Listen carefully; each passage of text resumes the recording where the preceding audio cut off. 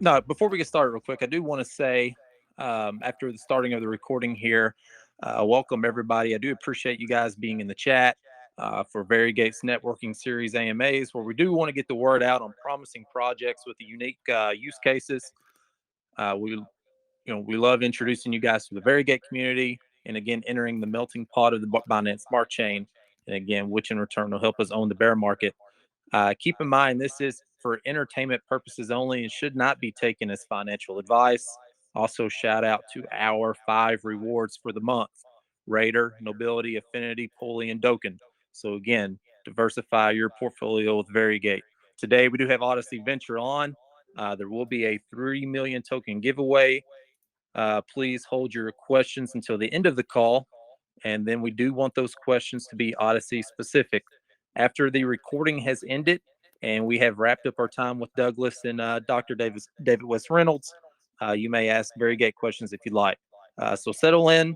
We do have both Odyssey Venture CEOs on the call, both Douglas and Dr. David West Reynolds. So welcome to the both of you. Proud to have you guys on for our first AMA post launch for Variegate. And Douglas, you are welcome to get us started. Thank you, Josh. I appreciate that. As Josh said, I'm Douglas. I'm the CEO of Odyssey Venture. A little bit of my background, and I'll hand it over to David and let him tell you a little bit about his background, and we'll get into the aspects of Odyssey Venture. I'm a 24-year retired veteran from the U.S. Navy. I've been all over the world, around the planet 7 times. I've been to 57 different countries. Spent 8 years in combat regions, and during those visits in all the different countries, I always immersed myself into the cultures to learn more about them and to appreciate the art and artifacts that they had. So to see things like Ukraine right now with the wars going on, which was the last country I visited, and places being destroyed and history being erased, it breaks my heart. Which is one of the passions that I have within this community and with this project, is to preserve those. After I quit that, I retired from there. I started my second career as a psychoanalyst. I'm really good with human behavior and human issues and concerns. But it gives me a unique perspective into human behavior when looking at businesses and operations. As many of you got into crypto, started watching it for quite some time, invested into a few of the well-known ones, and then got into a project that had great potential and promise, but as David will go into more detail, there was very little follow through, which was disappointing to us. So because of that, we came up with Odyssey Venture. I came up with the tokenomics aspects of it. We have 50 billion tokens, 20 billion are being offered up in the private pre-sale. Out of that, we have roughly 2 billion tokens left for sale. And we wanted to get around the rug pulls and the dishonesty and everything else. So we hard coded into the contract almost everything. Taxes are hard coded. The rewards are hard coded. Liquidity is hard coded.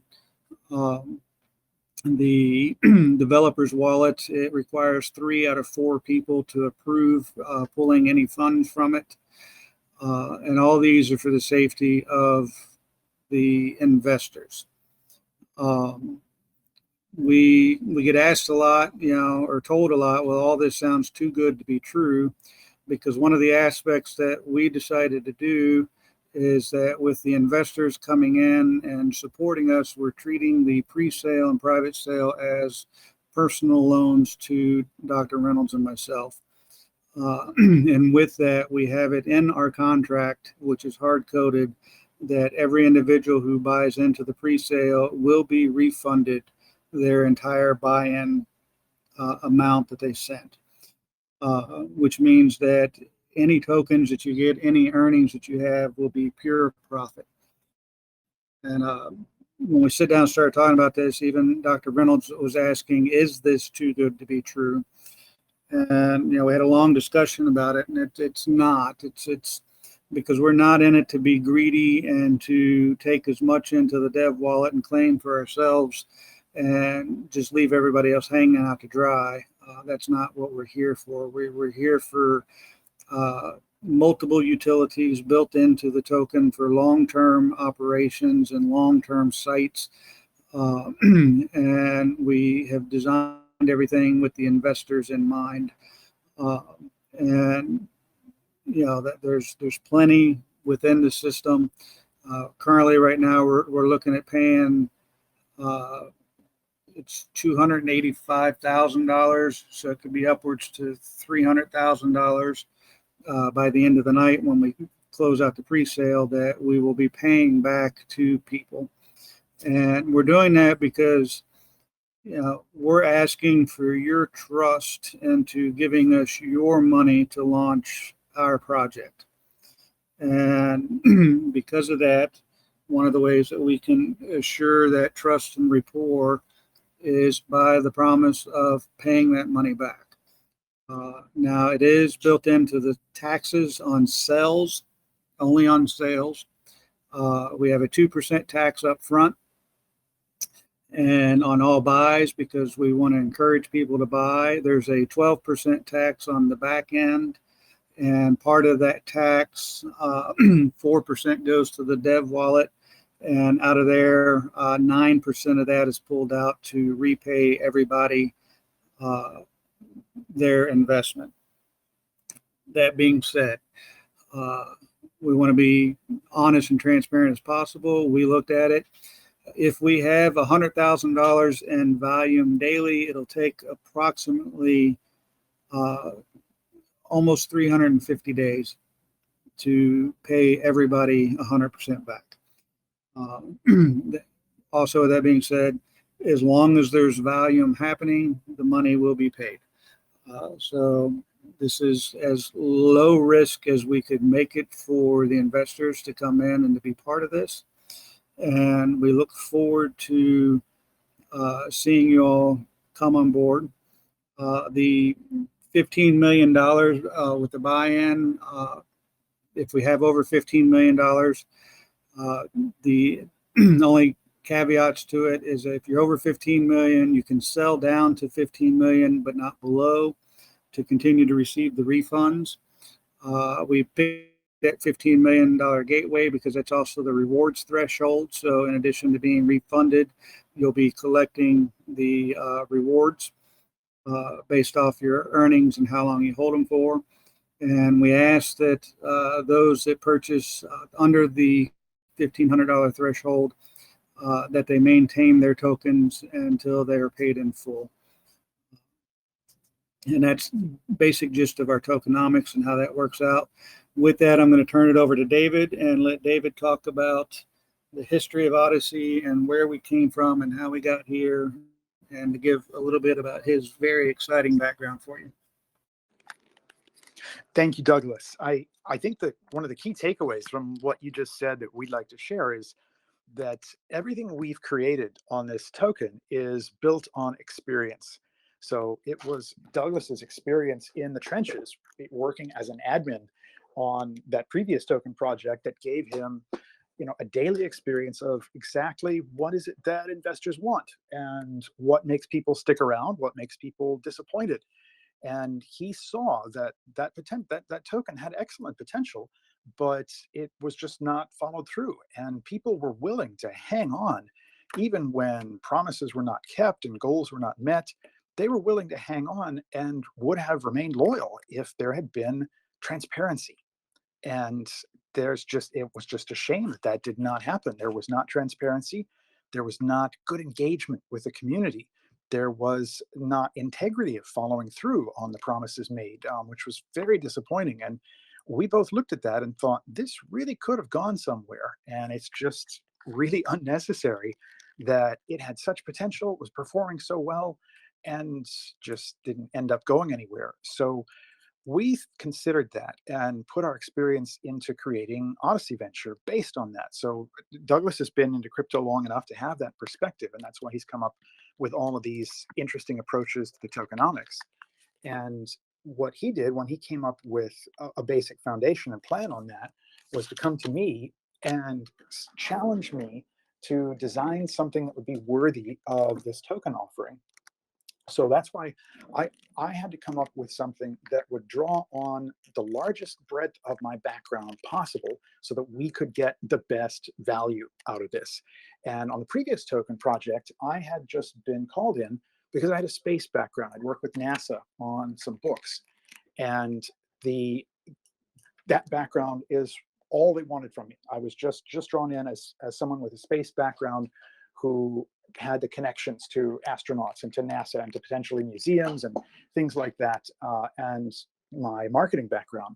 So we wanted to do for Odyssey Venture something that could go a lot farther. And that's what we're going to tell you about here. So let me check a setting just to see if I can get this clear here.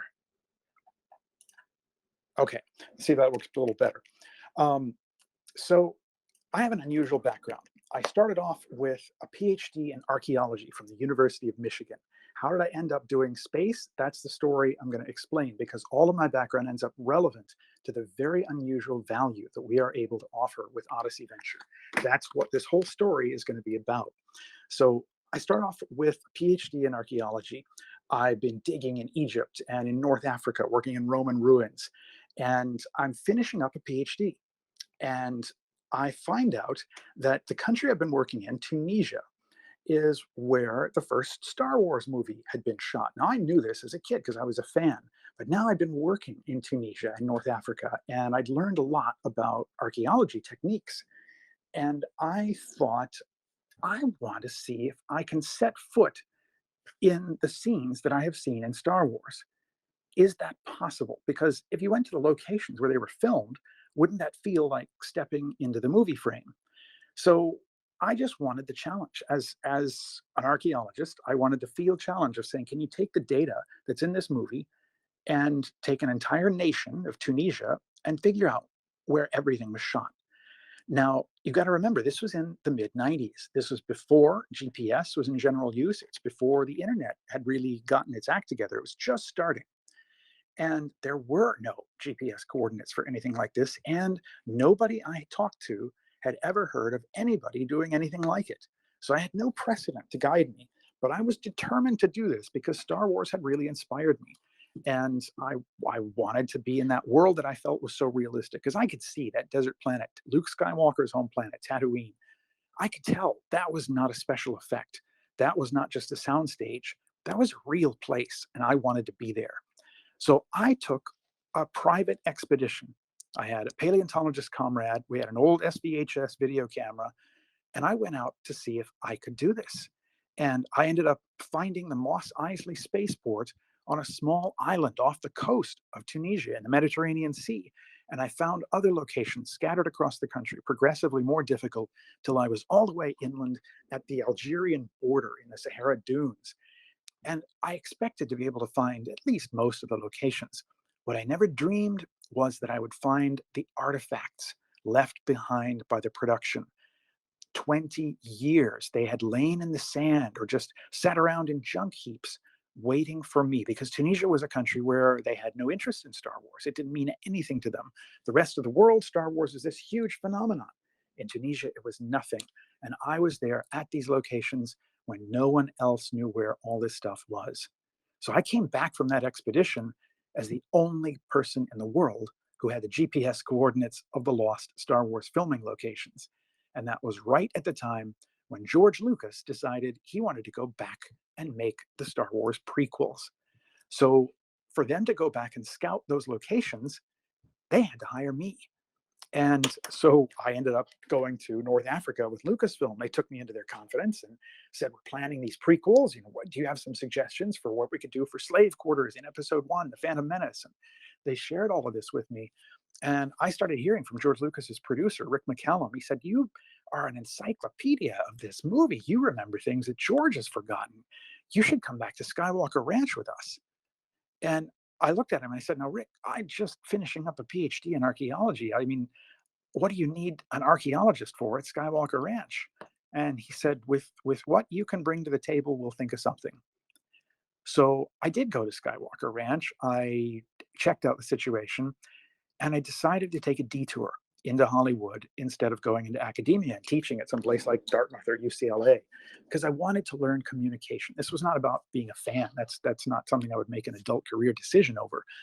I wanted to learn communication from the best people in the business because Star Wars has universal international appeal. Young people, old people, people of different walks of life, Star Wars speaks to them. I wanted to understand how George Lucas did this so that I could take those communication abilities and bring them back to the world of nonfiction, of real science, of real history. So that's why I took this. And so at Skywalker Ranch, they gave me StarWars.com. They said, "We've got this tiny little site. It's an embarrassment. Tear the whole thing down and do what you think ought to be there." And in 18 months, I took that little embarrassment, built something completely new, and turned it into one of the world's top 100 websites by traffic.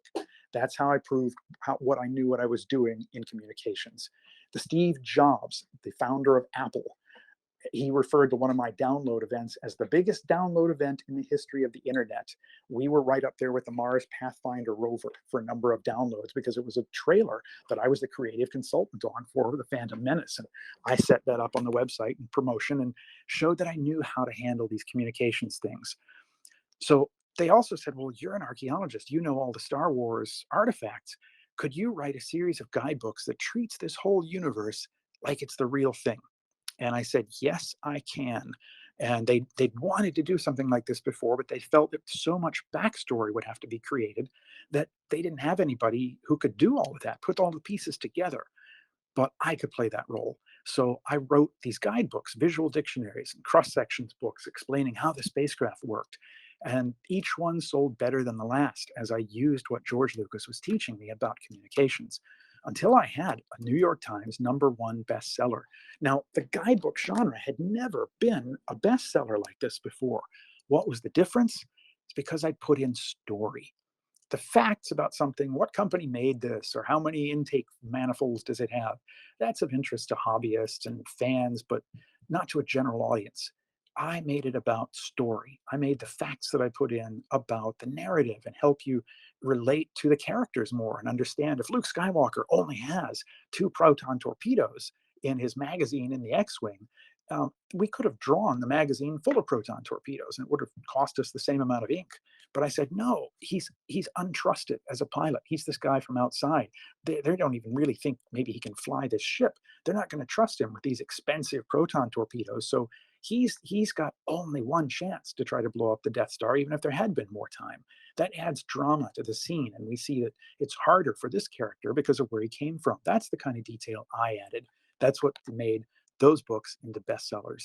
And when I had a #1 bestseller, I knew Lucasfilm had taught me what it could teach me, and it was time for me to move on. And what I wanted to do was take that ability and bring it to the worlds of science and history. So if I could do anything, what I most wanted to do was tell the story of the Apollo moon landings the way it had never been told before.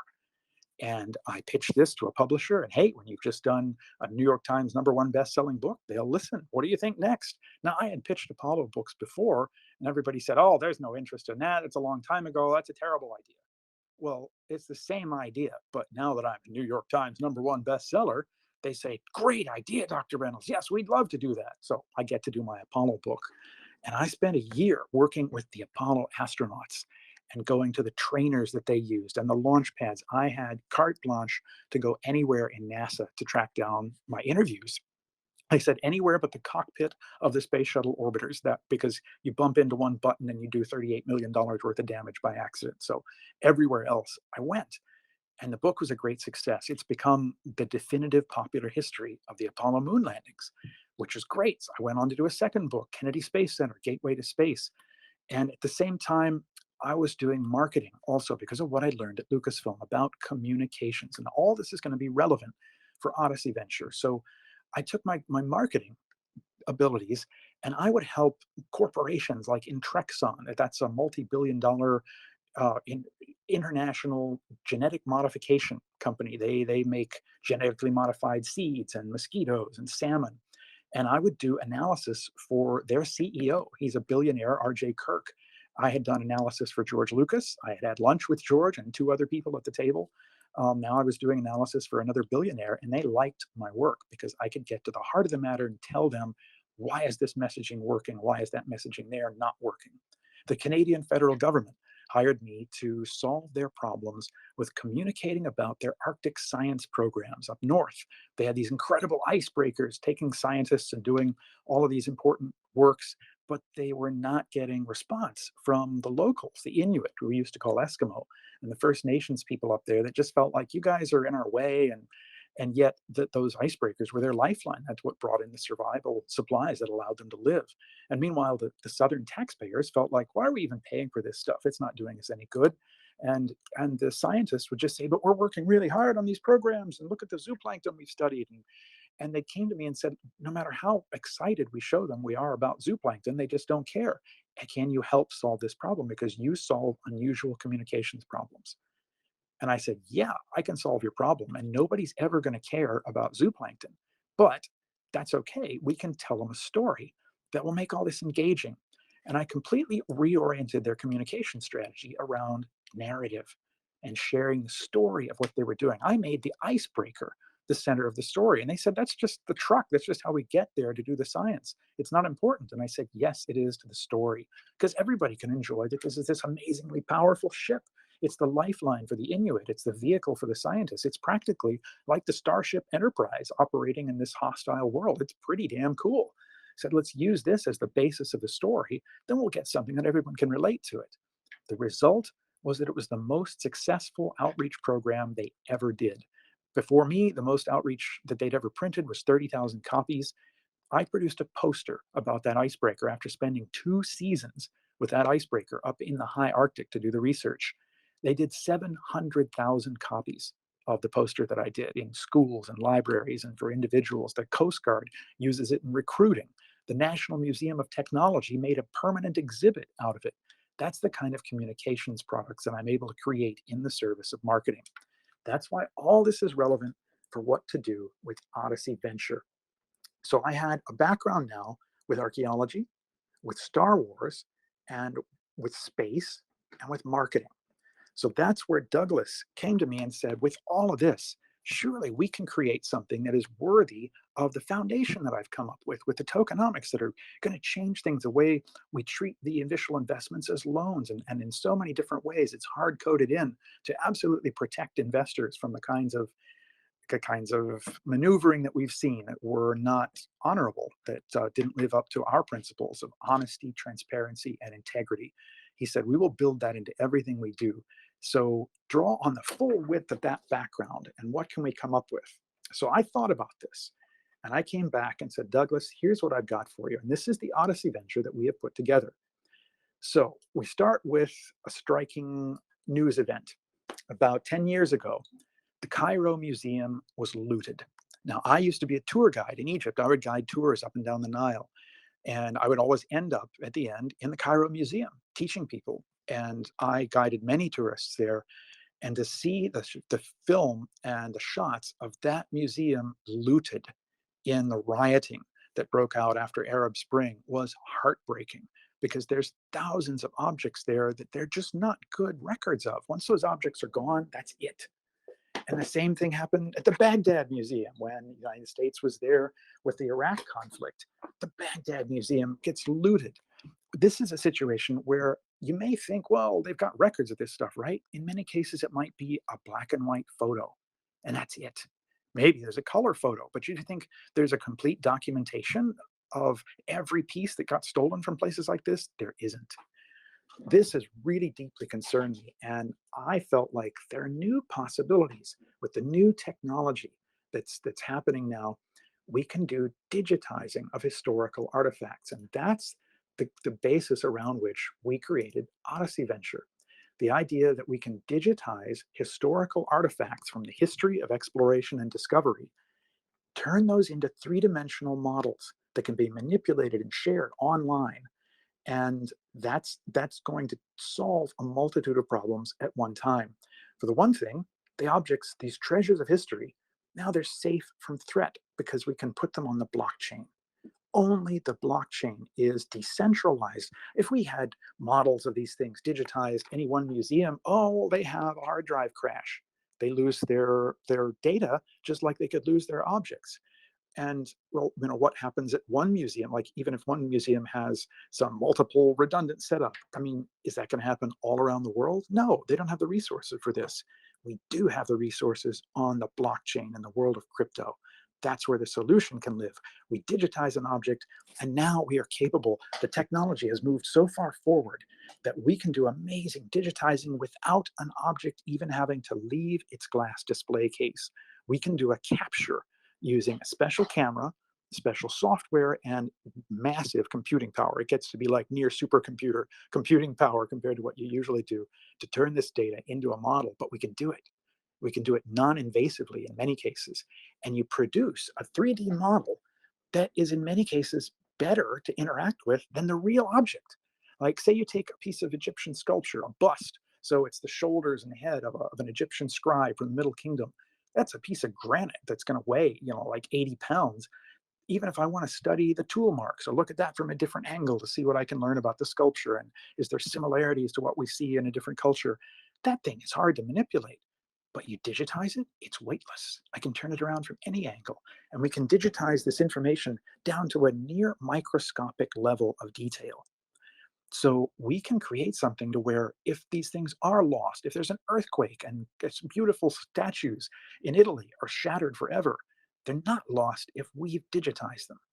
But what one institution can go all over the world to the most threatened, the most interesting objects and put them on the blockchain without delay. Nobody is in a position to do this. Only crypto can solve this. We're the only ones that have the expertise with the blockchain to combine that with the power of digitizing. We have an opportunity to use what's happening in crypto to change the legacy that we're able to hand off to the future. That's what Odyssey Venture is about. Now, I talk about how in Renaissance times, explorers went out and sailed off into the horizon. They changed the shape of the world. They found that you couldn't sail off the edge of the map because the world was round. That transformed everything. It made new things possible in commerce, right? Because if you can sail west to go east and pick up spices, you've changed the game as far as how you're competitive in the world of European commerce. That's a big deal. We talk about the frontier of exploration. Oh, the whole world is explored now, and now the frontier is in space if it's anywhere. But that's not true. That's not the only place the frontier is, because the shape of the world is changing in crypto and in cyberspace. That's where the frontier is now. You listening to this, all of us are part of something where the shape of the financial world is changing. Technology has made entirely new things possible, and tokens like Variegate and tokens like Odyssey Venture are exploring what is possible. We are on the cutting edge. We are in an age of exploration. I want to bring that technology to the missions of the museums that are stuck in a 20th century mentality. And they are institutions that were great at what they did in an earlier era of civilization, but they're not working for today. COVID has been devastating for museums. Their attendance dropped, and that's their financial model. People don't come to the museum. They don't have funding. Many of my friends and colleagues have been laid off. Departments have been shut down because they just don't have the funding. Over here in crypto, we're seeing that billion-dollar market caps are possible for the right ideas.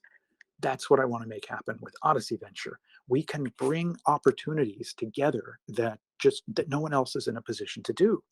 So think about this, the fact that museums, okay, we create an online museum. I call it the TimeGate Virtual Museum, where you can see the objects that we digitize. You can enjoy them, interact with them better than you could if you went to the real museum.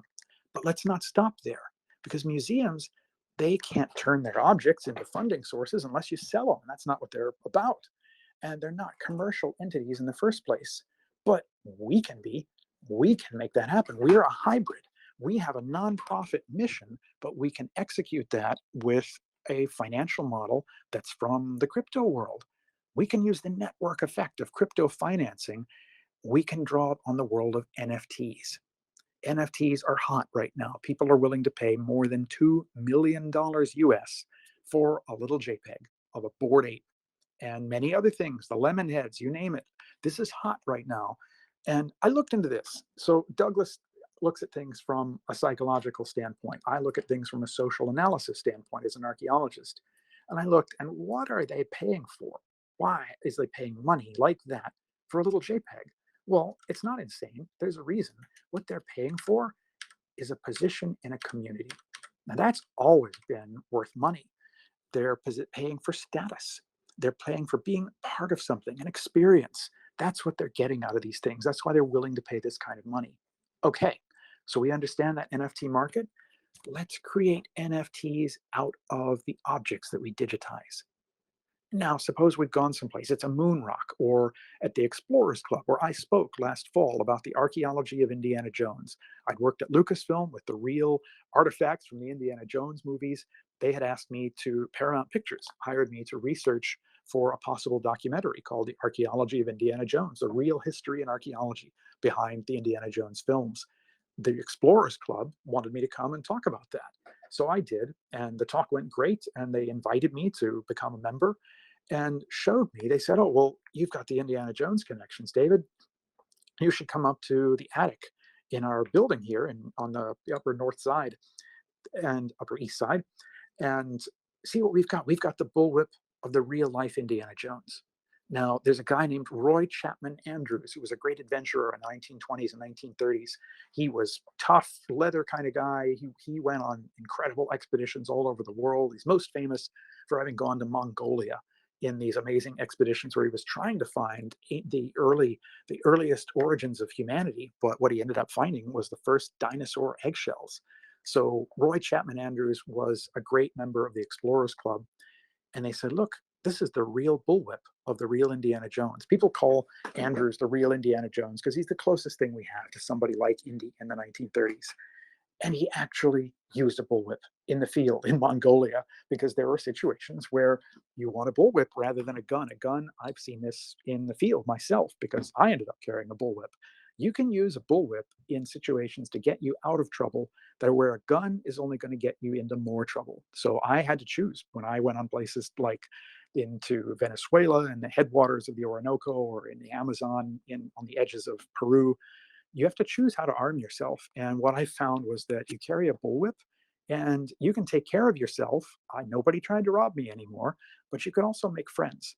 And it's a really unique kind of instrument to carry. You can do tricks and entertain people, but you also let them know, don't mess with this guy. It works great. So that's Roy Chapman Andrews is actually carrying a bullwhip in his expeditions. They show this to me and I'm looking around, it's in an attic. They don't have a display space. This is a small organization. They're lucky to have the club building, which was donated to them by an early member. They don't have a museum. We can't even share this with the public. And there's box after box around this bullwhip. And I'm thinking, I curated the original Indiana Jones bullwhips for the Lucasfilm archives. And I'm here working with this bullwhip of the real Indiana Jones counterpart. These are connections that we can put to use for Odyssey Venture and make really extraordinary things possible. So what if we've got an NFT of the bullwhip of the real Indiana Jones, and there's only one? What if we have exclusive agreements with these institutions and archives that we can be the only people offering NFT digital models of these key artifacts? Now that NFT becomes an exclusive. Maybe we make the high resolution version only available to the person who purchases that NFT. Maybe it's only lower resolution versions that we make available in the Timegate Museum. Or maybe we go Web3 about this. And maybe the investment you make in that object NFT, maybe then if it stays on display in the Timegate Museum, maybe people pay to view each one that they choose. Yeah, I want to see that in 3D. Okay, show me. And you click a button, you made a small payment because crypto wallets can be connected with what we're doing. We can make micro payments easy. That makes things practical in a new commercial model. And then maybe the owner of that NFT gets a percentage for the rest of the time that NFT is on display. New things are possible because of the new technology that we are dealing with right now. So that's what I thought we could do with taking the digitized artifacts, putting them on display, offering them for sale as NFTs, using those sales to fund further capture expeditions. Now, a museum can't do that, but we can. We can accomplish museum type goals, but with a commercial model that is making all of this pay off for investors. Because as long as we're going to do object NFTs, let's get in on the art NFT action also. So I spent quite some time analyzing the NFT market and coming up with an approach of let's get in on this action. So even if we weren't digitizing anything, suppose we only had our own NFT platform, but we're going to offer the kinds of NFTs that attract these kinds of major investment. How can we do that? I talked about analyzing why people were paying this kind of money, what they were getting out of it. They were getting status. They were getting involvement in an experience. They were getting a sense of community. Okay, that's the kind of thing I gave people on the Star Wars website. That's the kind of thing I designed for the Canadian government with the Arctic science programs. How about I design an NFT buying experience where all of this happens not by accident, but intentionally? Because what if I work a game into the whole thing where you're not just buying an NFT and see, oh, how rare is mine versus how rare is somebody else's, and that determines the relative value. That's kind of fun, like playing a slot machine, but there's not narrative to it. My gift is narrative. Connect it, make it a story. So suppose a standard collection of NFTs, it's 10,000, is what they usually do. They might sell out in a few days, sometimes a few hours. What if you find out that that whole collection is actually all connected, it's all mapped into a complete star map of the heavens? Every one of those NFTs connects somewhere specific on that star map and has different stars in the background. And now you see actually some of these NFTs are collected in collections. So, like one constellation from, say, maybe 2 to 15 separate NFTs, those are all related in a collection. And we make it a game for once you've got your NFT, can you recognize what the collections are based on? Is there, oh, there's a purple star in some of these, there's a particular purple, it's like the lift sign. And I think that's something that makes a collection. You go and collect all of the NFTs in one collection. You trade, you go back and forth, and we give you something to do with that. If you collect all of the NFTs in a one constellation collection, you can take it to our website where we have a Sphinx gateway. The Sphinx was this formidable creature in ancient times, in ancient mythology, where it wouldn't let you pass unless you gave the right answer to the question. So we go to the Sphinx with your collected NFTs and submit them. And have you recognized the collection correctly? You say, okay, I'm submitting all 15 of these. If it's right, you win. You pass through the Sphinx gateway. If you lose, the Sphinx destroys the NFTs and they're gone forever. If you win, they're transformed. Either way, you're giving them up for something new. That's a risk. But if you succeed, that's the only way to turn things into a Pantheon NFT. Why do you want a Pantheon NFT? Because we're providing a social element of this also. Remember, part of what makes the NFTs valuable is they're part of a community. Okay, we create online a counterpart of what I've so much enjoyed as being part of the Explorers Club. Let's create the Odyssey Club. That's for people that are participating in these NFT games and in our project. And we can have different levels, different rooms. The Pantheon NFT is the only key to the Everest room of the Odyssey Club, which would become an extremely exclusive community because there's the only way in. You can't buy your way in. You have to collect the NFTs that form a constellation, submit them to the Sphinx Gateway, get your Pantheon NFT, and use that as a key. So NFTs as keys to experiences, whether that experience is, I want to see the new gallery you guys have set up where Dr. Reynolds has put together these objects from across history that illustrate this particular point about exploration. What can we learn from Easter Island when we're trying to design the next settlement on Mars? Because that's actually relevant. There's a lot we can learn. Ordinary museums can't set up an exhibition like that because you don't have some place that's going to show you the latest mission architecture designs for Mars landing missions. And what did we learn from the ecological catastrophe of Easter Island? They can't do that, but we can. In the crypto space, in the cyberspace, we can do it. We can bring these objects together and make dramatic stories available to people the way you can't see anywhere else. These objects will become accessible like never before. And more importantly, the stories that make them meaningful. That's what we'll really be offering with all of this. It's the narrative that will give value to these NFTs. When you think about Right now, they're willing to pay a couple $1 million for a JPEG just because, hey, mine's more rare than yours. Well, we can compete at that. We can make them function at that level just as well. But ours have this whole added dimension of being part of a game, and you find out that one game plays into the next game, and we can unfold all these layers of complexity that make the experience tremendously rewarding. And that's even if, like, that's entirely separate from the object NFTs and the digitization mission. So we have an NFT platform, clearly, that's part of our model. That's under construction right now. It's like something like 90% complete. We're going to have our own platform. There'll be an advantage to buying and selling in Odyssey tokens, but we will make it possible to buy and sell on multiple blockchains. We've got contracts already written for Binance and Ethereum. We'll have Solana, Polygon also. And so we make it easy to buy and sell on our marketplace. And when I was guiding tours in Egypt, at the very end of the trip, everybody wanted to go and buy and sell in the great market of Cairo, which was Khan Khalili Marketplace. It was all of these alleys full of stuff dating back centuries. Incredible. The replicas you could find, the real treasures there. So we're going to do an online version of that, a digital version of Cairo Marketplace. And our NFTs will be divided up into 3 alleys named for ages of metal: the Copper Age, the Bronze Age, and finally the Gold Age. We'll have the Gold Alley is where Odyssey Venture will present its own object NFTs and art NFTs. That's where you shop for amazing artifacts, explore our star map NFTs, and hunt for the completing elements of your latest constellation collection. Bronze Alley, that's for artists whose work harmonizes with the Odyssey Venture brand. And our brand is about the history of discovery, about exotic treasures, about the fascination of ancient mysteries and the frontiers of exploration, whether that was Renaissance exploration, ancient explorers, or the latest astronauts lifting off from launch pads for space exploration. That's us. That's who we are. Now, there's still a lot of interesting NFT action. Why shut that off from Odyssey Venture? We don't have to.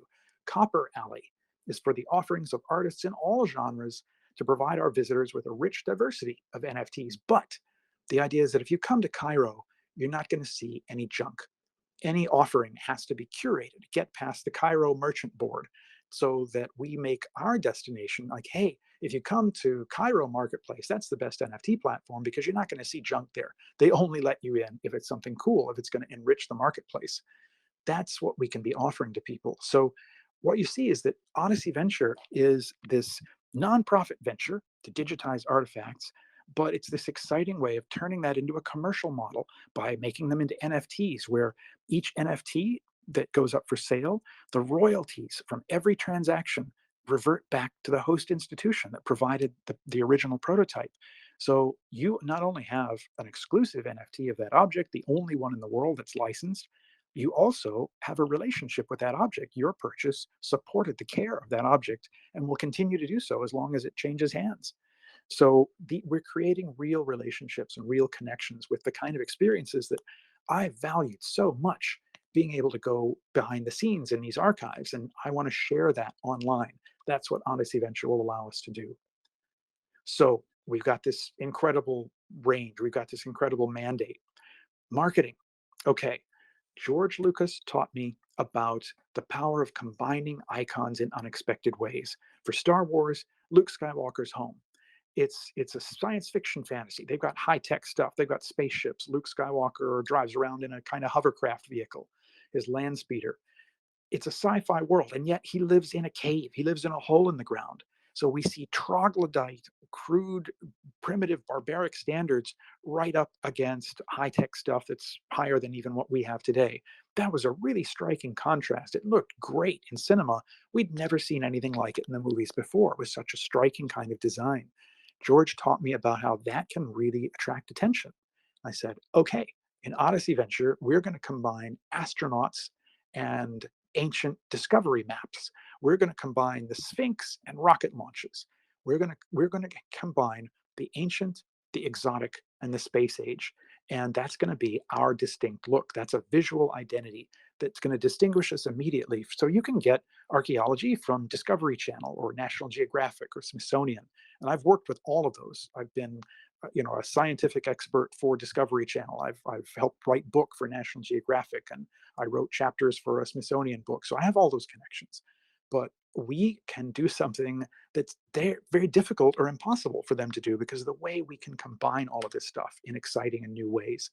So we've got a placeholder website that's just beginning to represent this concept online. We're just starting to do social media, which is going to move into being very active in the next month. And we have a commercial in mind. Now, Douglas and I watched, like, what did it take for other tokens to succeed? And they'd succeed to a quite good level. And if they'd had a mission, if they'd had integrity of following through with their plans, they could have taken those concepts someplace and really done something with it. And they just rose and they fell. They didn't follow through. We don't have to depend on software that maybe someday somebody will be able to write. All of this is proven technology. We're not counting on maybes, and we're not hoping we could maybe meet people who would make these relationships possible. We've got it all in-house. I mean, you could replicate the range of connections that I've got if you went and got, an Egyptologist and a Roman historian and a NASA specialist and a Star Wars best-selling writer and a marketing person. You could put all that together, but we've got this in-house in one person. And all of the relationships that I bring to this, the astronauts that I work with, the institutions, the museums that welcome me because they know I'm trustworthy. They know the U.S. Naval Sea Systems Command, that they controlled access to the Sea Shadow, which is a radar invisible ship. I was on board that ship because they trusted me. And that's Washington, and that's the military. I can open those doors almost any place.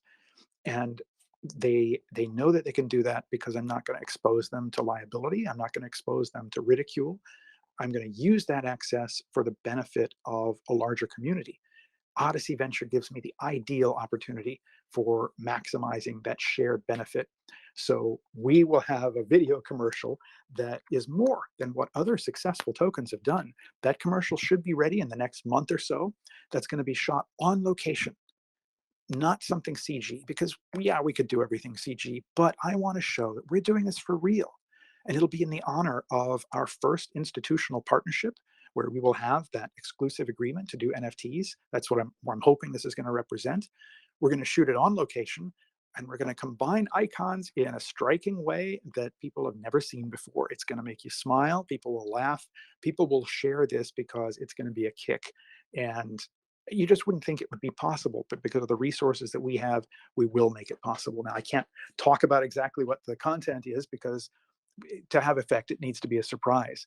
But this is going to put us on the map. This one idea, I've had my colleagues in high-powered marketing say, that one idea, you should keep that and sell that for a fortune to somebody.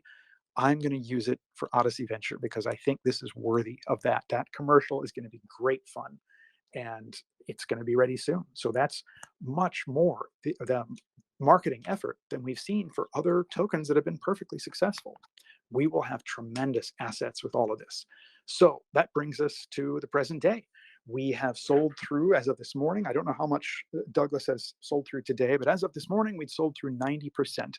18 billion of the 20 billion tokens we wanted to make available in pre-sale have been sold through. So we're in great shape. We have the foundation that we need to execute on this. And the last 2 billion tokens, as of this morning, we're still up for grabs. So I don't know what it's down to now, but there's a few hours left in the pre-sale to get in on the ground floor of what I think we're going to eat National Geographic's lunch. I think Geographic, I loved that organization when I was a kid, but they have not adapted to the new world. They have not adapted to Web3, which is a different approach of empowering the community that you create. They're not doing that. We can. And the museums that I used to work for, I was on the board of advisors for the University of Michigan Natural History Museum. And those institutions are struggling desperately. We can create something that's going to be native to cyberspace, that's going to exist everywhere, so it can't be destroyed in any one location. We're going to share things like has never been possible before. 80% of a typical museum's collections are not on display because there's just no space. or there's various issues about why they can't display something. The things I've seen that I have not been able to share, but I will be able to share through Odyssey Venture. And the excitement of turning these NFTs into products, creating the NFT games that don't have the complexity of developing a full, full motion video game, but a chase game, a collection game, that's pretty cool. That's going to engage people. All of that is part of this enterprise. So it's got so many potential success avenues, and we've proven the possibilities by we've already experimented with the digitizing of a first object. I already have a technician that we're working with. I already am in talks with the first museum of what we hope will be many around the world. I honestly think the next couple of hours represent an opportunity to get in before this really goes someplace and takes off. So I don't usually recommend projects that I'm involved with to my friends and family. I keep my business and personal life separate. But this one, I've told people, folks, if you ever wanted to invest in something, this is something I recommend, because I believe that after it launches, it's going to become more and more difficult to get in on this one. This has legs to really go somewhere. We're going to be doing something that's valuable for the world. We're going to be creating value on both sides of the screen in ways that have a wonderful commercial applicability. I really think this one is worthwhile. This one's going to deliver. Douglas has created the financial foundation that makes it all workable and protects the investors. All of the ways we watched other tokens disappoint their investors and not live up to honesty, integrity, and transparency, we've built into this so that that won't happen. It can't happen. So we know that we're individuals of integrity, but you don't know that. You don't know who we are. So we've built this hard-coded into the contracts. So the investor is protected. I've just never seen anything like it. It's extraordinary, the measures that Douglas has worked out to protect the investor. So you're protected. Your investment is treated as a loan. It's paid back over the first year and a half or so. I think this is a first-rate opportunity, and that's the picture of Odyssey Venture that I can present to you today. So, Douglas, I will hand it back to you if you want to add any of the financial information to the end of that. And our time is drawing to a close, but we do have time to take a couple of questions if there are any. Thank you guys very much for your time. I think we covered all the tokenomics at the beginning. I think you got everything covered, Dave. So we'll open to questions. Okay. Before we get into some of the questions, I do want to make sure everybody does the hands up first, please. And David, for doing this AMA, Douglas did promise me a bronze NFT, so just wanted to let you know that. Really? So I have to come up with something worthy of that, huh? So, I'm just joking. I'm hey. looking forward to that, though. Hey, I'm glad to have you guys on as our first AMA after launch, and we'll get into the questions. You guys check a lot of the boxes. You guys have a reputable team, a use case where you guys solve a problem. You're preserving artifacts, you're cataloging artifacts. Both of those help museums immensely, especially with the struggles that you mentioned they've been having the last few years. And really, Odyssey Venture has everything under the sun, right? Space, history, archaeology, biology, science, astrology, nature. All of those things are really being rounded up into one realm. And I mean, it's exciting. And then you take out some of us that you're speaking to in the crypto world. This is a project that's going to be able to educate, allow people to learn, bring artifacts to the palm of our hands. We're preserving artifacts in the metaverse. You could even record data, right? We didn't really get into that much, but maybe we could take that data and eventually 3D print an artifact that weighs 10,000 pounds, and you can shrink it and hold it in the palm of your hand. And you might have never even been able to see that in person, right? Absolutely. And now you're able to study it, spin it, flip it. You're holding it, right? And that's an artifact that maybe is on the other side of the world that our parents or people before us, our grandparents who maybe even have passed, they would never have gotten that opportunity to see that artifact. And now we can bring that into your home, create a virtual museum potentially. So, and then you're bringing the social aspect into it. But just think about all of the different use cases of a digitized artifact. And then just think if that artifact that we do digitize, or if Odyssey Venture digitizes, and then if that artifact is gone forever, right? And then think about what you've been able to accomplish at that point. You've really saved the soul of that artifact, and you're able to keep that around. So again, Variegate appreciates having Odyssey Venture on today. I'll let Douglas take the floor. I know he's got some tokens that he wants to pass out, and I'm sure some folks have some questions. So I'll give the floor to you guys, and if anybody has any questions, feel free to raise your hand or post it in the chat, and then we'll go from there. Great, Josh. Thanks so much. I appreciate your words very much, and glad to be here. Okay. Does anybody have any questions for the team? David, Jackie's asking what's the plans or thoughts on digitizing almost extinct languages. I'll let you run with that one with your archaeologist background. So our mission is objects.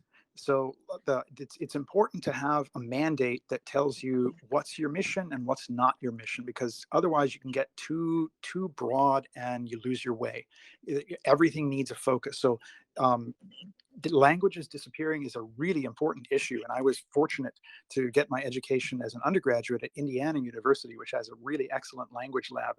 And the fact that we are losing languages as well as cultures right now at an incredible rate, this is something that's worth paying attention to. Turning that into an NFT becomes a different issue. So it's the kind of thing that I'm definitely sympathetic to, but for it to work for Odyssey Venture, we need for it to fit our model of something that we can turn into an NFT that can then become an object of value that can be traded in the cyberspace. So I definitely think that's a worthwhile concern. Right now, I see that as outside our purview, but hey, we're receptive to proposals. So if somebody can come to me and say, well, we think in this way, you could turn this into something that could be rendered into an NFT that would be of appeal to people, then hey, yeah, I would think about that. Mike asked where we're located and did you work with NASA and KOA?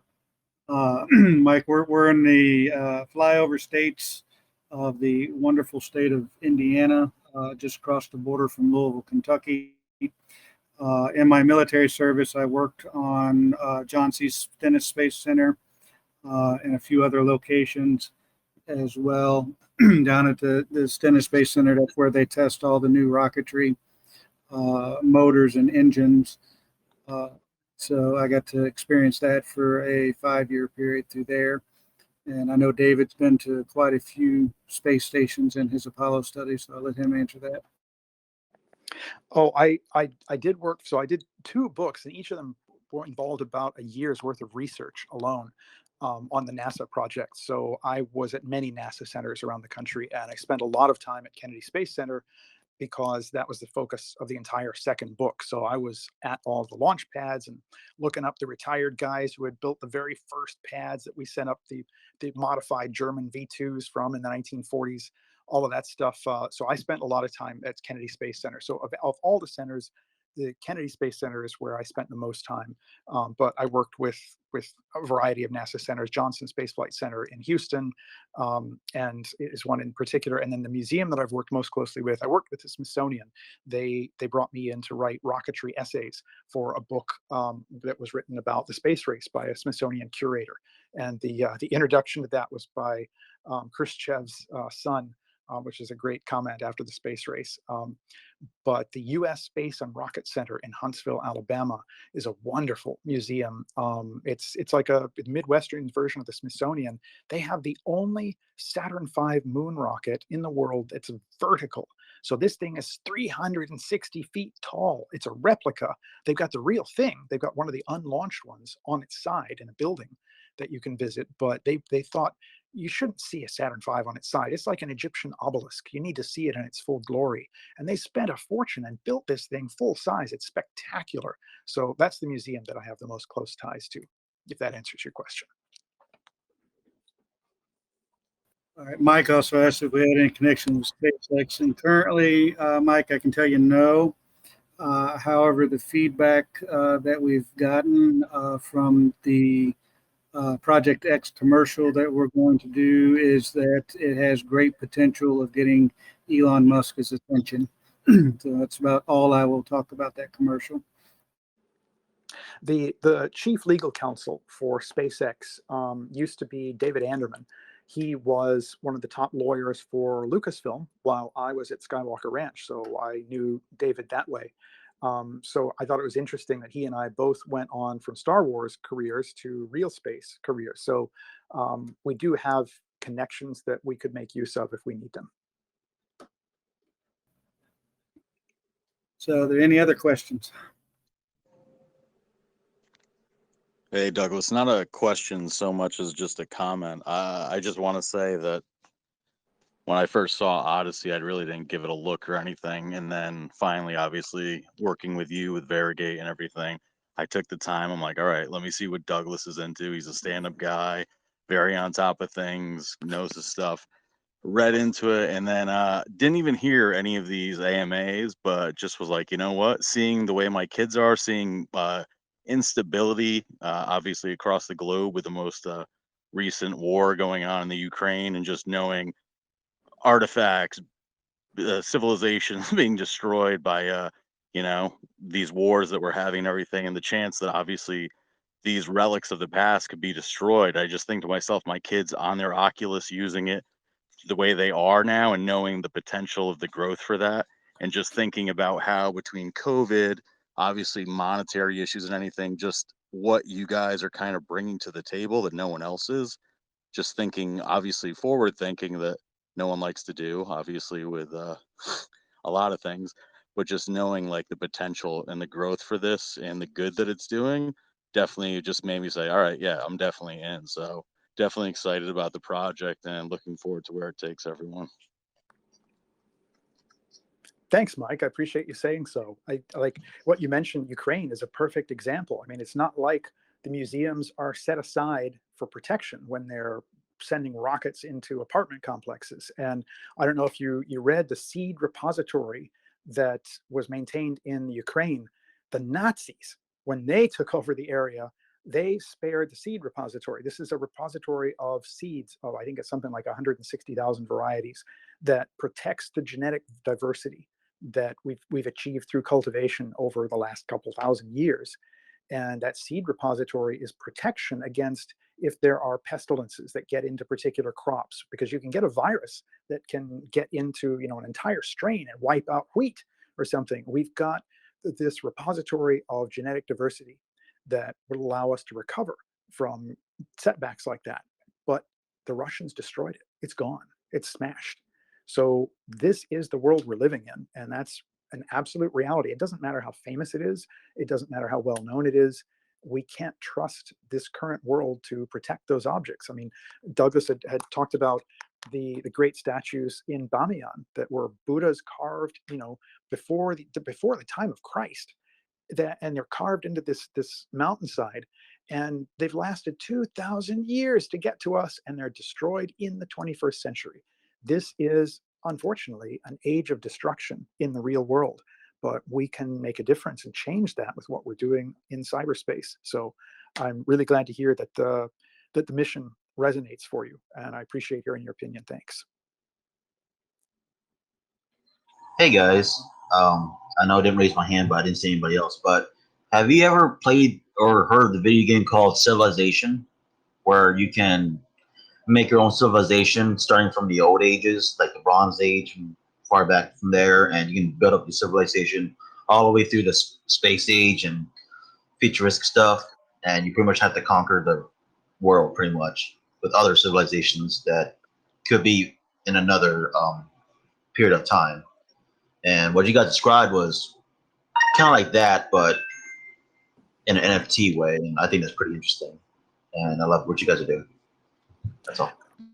Thanks, Jackie. Yeah, I have heard of that game. It's not one that I spent time playing, but you're right to identify that as something that's in the same thematic territory as Odyssey Venture. And you're right to pick that out as one of the few things that you could say that about. But you're right that Civilization, that game, because it spans a lot of different eras, that's what makes it unusual and makes it like us, because we span the ancient, the exotic, and the space age. So where we're starting, we wanted to make this practical. And it's not something where we've set up that like, oh, if we could achieve this big goal and create this massive new piece of software, we could do something really amazing. If. we wanted to do something where if we can get investment, we can start accomplishing this mission immediately with the first object we digitize. So in a like manner, what I have in mind for these NFT games, we're going to start with something that's not more complex than an NFT collection, but it will have the potential to lead in places exactly like you're talking about. I mean, imagine a game like that, like Civilization, but it's enlivened with there's real NFTs sprinkled through this game. And you find something, oh, that's actually interesting. And you click one click, you go to the Timegate Museum and learn about it. Now you come back to the game and decide, maybe I would even want to buy the game NFT version of that. And maybe if you buy the game NFT, well, one of the benefits that comes with that is you get a percentage every time somebody pays to see the 3D model of that in the Timegate Museum. All these connections become possible that weren't technologically possible before. I mean, even when they were possible, it's just not practical. We can make that practical through crypto. So yeah, it's an appropriate thing to bring up. And that's the kind of thing where when we've got the resources to develop a game that would be more substantial like that, that is the kind of thing that we would take on, but we would give it the Odyssey Venture spin and involve the reality, not just the game. And that's what I think would add an extra level of drama to it. But thanks for bringing that up. Yeah, I think that's appropriate. Okay. Any other questions for David, Douglas, or the Odyssey Venture team? Douglas or David, I do have a question. Which state are you currently working in to attempt to bring that first museum or organization on board to see if we can get some of those artifacts digitized? That's going to be the state of Alabama. Alabama is the location of the U.S. Space and Rocket Center, which is next to the Marshall Space Flight Center and the Redstone Army Arsenal. And so that's where I have some of my closer ties because of the projects I've done in the past. And so that's one of our strongest candidates for beginning the partnership. So they've already got a digitizing program underway there, and they've said they're very interested in talking with us. We don't know, all of this is depending on negotiations that we're yet to have. So we're not promising anything, but I mean, with the positive relationships that I've enjoyed with institutions all over the world, it's just a matter of time. So that's where we're going to start, is Huntsville, Alabama. And I expect to be traveling there, if not next week, then the week after. So to do face-to-face meetings to follow up on the phone calls that I've been having. Awesome. That's great to hear. And I'm sure everybody in this call and really everyone within Variegate and Odyssey Venture wishes you luck and hope those discussions go well. And with you leading the charge, I'm sure that they will. And one last question before we move to Douglas, kind of ending this and giving away some tokens. We do have a question in the chat about a European museum. I would ask in general, after probably make a few solid partnerships, in your vision, where do you see the planning of going overseas and looking into some of those? Great question.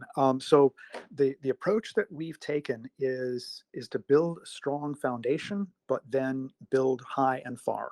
So that's the approach Douglas has taken financially, and that's what I've tried to do in the design concept as well. So after we've established some good partnerships with domestic institutions, my idea was to first start with a Canadian museum as our first international partnership. The one I have my eye on is the Royal Tyrrell Museum of Paleontology. They've got some of the dinosaur fossils that I dug up. They have the finest dinosaur footprint that was ever recorded. A dinosaur stepped in clay that was at just the right consistency to record its footprint like a fingerprint. And I actually rock sawed this out of a boulder that it was in. And that's at the Royal Tyrrell Museum now, along with, I think they've got 76 mounted dinosaur skeletons in the main gallery. It's the world's premier dinosaur museum. And so because I've worked with them in the past, I'm interested in doing NFTs of dinosaur bones or potentially entire dinosaurs. Imagine that. So that's where I vision for our first international target. But of course, from there, we go to the rest of the world. And absolutely, I mean, I want to have partnerships in Cairo. I want to have partnerships in Europe, because I've worked in Egypt and Italy. Those would be the places where I would start. But absolutely, the mission involves threatened objects connected with the history of discovery all over the world. Definitely. Thank you. Well, with that, I do appreciate Odyssey Venture being here today. Again, you guys are Variegate's first AMA post-launch, and will be one that I'll always remember, and I'm sure everybody else will, as we continue to build the community here. And this won't be the last discussion or update that we have about your project. Of course, we'll definitely eventually have you guys back and get updates and follow you guys as you continue to build and really make this vision become reality. And we're all excited to see it. So from here, again, appreciate everybody being on the call. We'll continue to own the bear market, and I think with a team and a vision like Odyssey, it'll definitely help you own the bear market, right, and diversify your portfolio. So Odyssey will definitely be part of our polls. We'll try to get them in, and eventually maybe we'll see them as rewards down the line. So to finish up the call, we'll give the floor to Doug and let him kind of wrap us up, give away some tokens, and then we'll call it a night. Appreciate David, Doug, you guys being on the night. Thanks, Josh. Thanks, Josh, for everything. And I'm glad that we were able to come in this evening. As stated, the pre-sale ends at midnight tonight. I see that a couple people have already gone and sent some money in. I thank you very much for that. We're looking forward to, we end tonight. It's going to be a very busy week for the both of us. And like Dr. Reynolds says, he's going to a Star Wars lecture that he's going to give, and that's going to be on the same day that we're actually launching the token. So it's going to be an exciting week come Saturday, which is another thing, just to let y'all know, we're not giving out the time that we're actually going to go live. We're doing a stealth launch. You'll be notified after the fact. And this is once again to help deter bots from coming in and sniping things as we launch out. So without further ado, and this was by total random selection. I made my wife give me a number, and I counted down from the list. So the winner of our $100 worth of tokens, which is 3,333,334 tokens, goes to Mr. Dave P. So Dave, if you can send me your wallet address, your public address, I will gladly send you your free tokens into the Odyssey Venture.